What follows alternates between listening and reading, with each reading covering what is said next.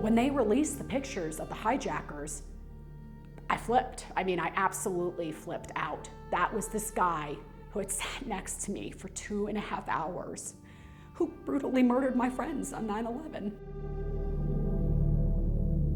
In October of 2000, former United Airlines flight attendant Surya Iacono was on a flight home to Florida and was sitting next to 3 men she described as respectable and well-spoken. And he says, "Surya, thank you so much. You've been so kind and you've been so helpful to us. Thank you very much." And he goes, "I want to give you something to remember me by."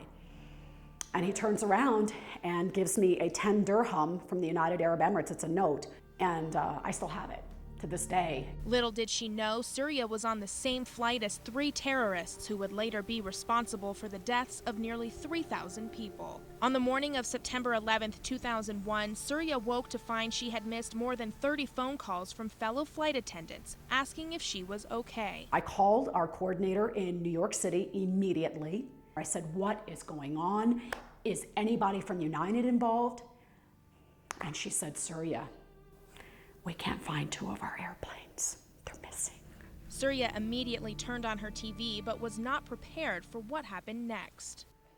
I mean, you just can't imagine. I used to work Flight 175. All 65 people on board Flight 175 were killed instantly, including the pilot Surya had dinner with just weeks before. Why?